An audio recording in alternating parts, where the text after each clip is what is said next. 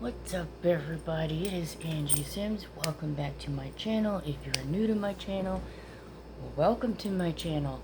And Simba here, he's looking the wrong way. My husband's right next to me on the other side on the TV, playing a game on the Xbox right now, so just disregard the background there. But I got Simba here. This is going to be a small little book haul video. I went book thrifting yesterday. And I found 2 books, and I'm excited to show you.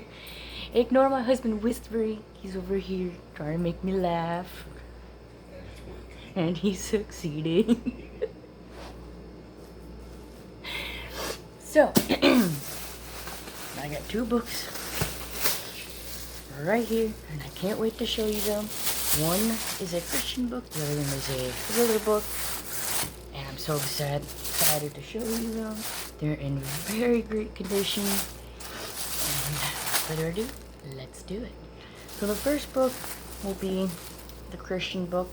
It is by Frank E. Peretti, and it's called This Present Darkness. This is part of, I believe it's part of a series.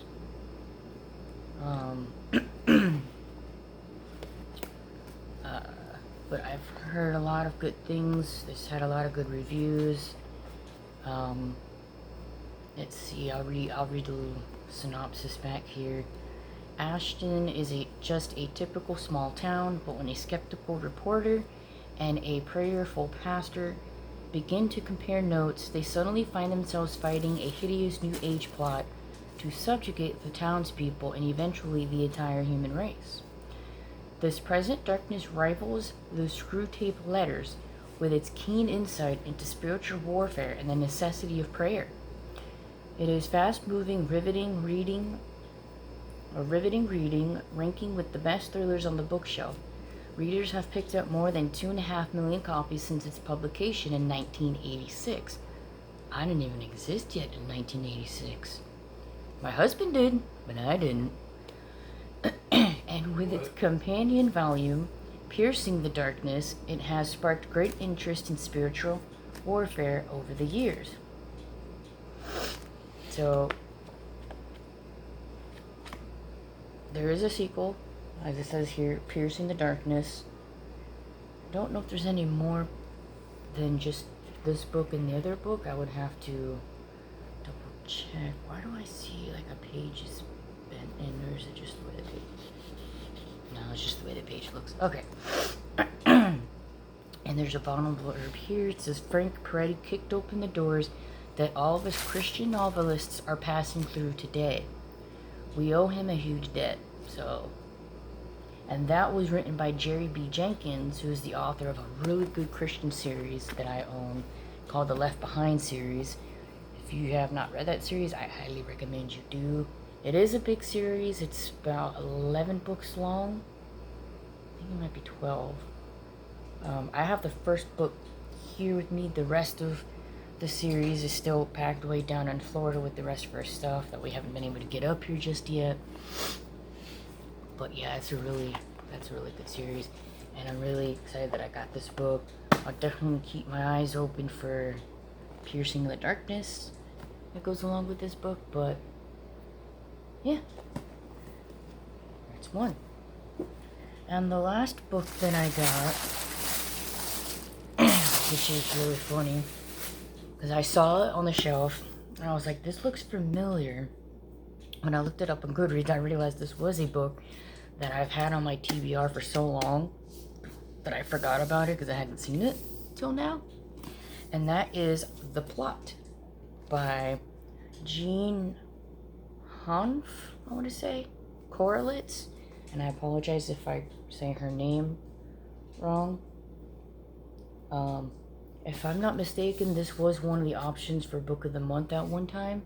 And a lot of people were really promoting this book. They were talking about it a lot. And basically, what this book is about is there's a author who's he's also a teacher. Yeah, he's a teacher, and they call it a third-grade MFA program.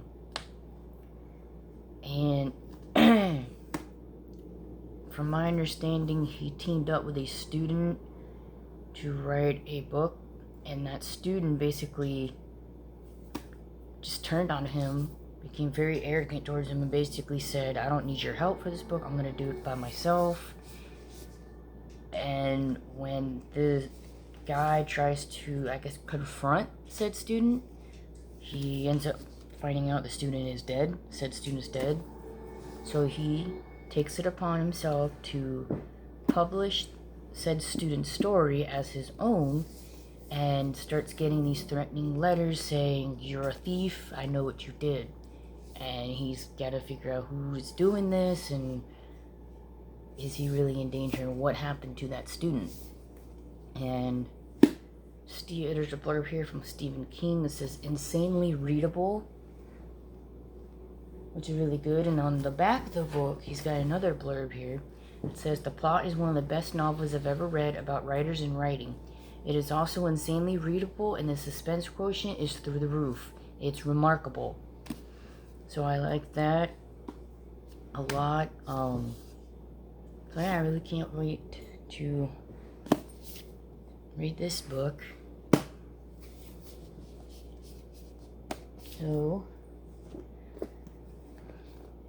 this is my haul. No, it's not much. That's two. But I wanted to show you guys what I found. And yeah. So this one doesn't even have the price on the back. Oh yeah, it does.